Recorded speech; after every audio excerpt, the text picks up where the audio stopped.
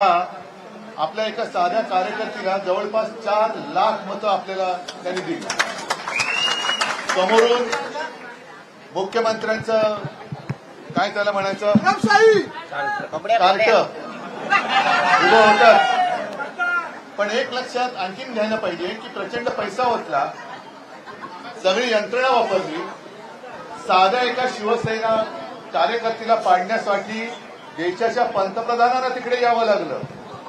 तरी देखील कल्याणकरांनी म्हणजे हा कल्याणचा मतदारसंघ आहे, कल्याण डोंबिवलीकरांनी जवळपास 4 लाख मतं ही आपल्या भगव्याला दिलेली आहे। आज तुम्ही परत आलेला आहात। मी जे गद्दार ज्यांना म्हणतोय, ज्यांनी सत्तेच्या लोभापायी आपलं चांगलं चाललेलं सरकार पाडलंच नाही, तर शिवसेना जे संपवायला निघाले त्यांना मी कदापि परत घेणार नाही आणि कोणत्याही परिस्थितीत त्यांना उमेदवारी तर जे आता तिकडे बसले त्यांना मी देणार नाही।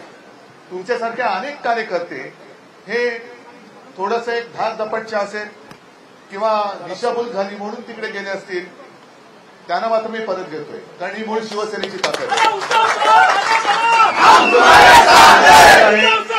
महाराष्ट्रात अनेक माझे साधे साधे कार्यकर्ते, माझे म्हणजे बाळासाहेबांचे कार्यकर्ते, त्यांना असं काहीतरी एक मोहजाल टाकलं गेलं आणि तिकडे खेचलं गेलं।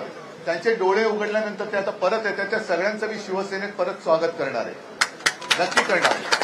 पण जे पलीकडे सत्तेच्या लोभासाठी गेले, सत्तेची पदं भोगतायत, आज सुद्धा महामंडळ वगैरेच्या खिरापती वाटप सुरू आहे, अशा गद्दार आणि अशा नालायकांना मी परत घेणार नाही। असो, आज तुम्ही सगळे परत आलेला आहात। कल्याण डोंबिवली हा आपला शिवसेनेचा, हिंदुत्वाचा आणि शिवरायाच्या भगव्याचा बालेकिल्ला आहे।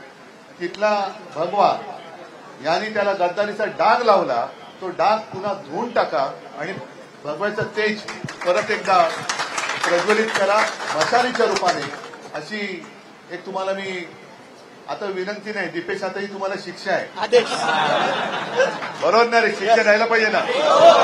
बाकीच्यांना मी विनंती करतो, पण दीपेश आणि बाकीच्यांना मी विनंती नाही करणार, मी शिक्षा करणार।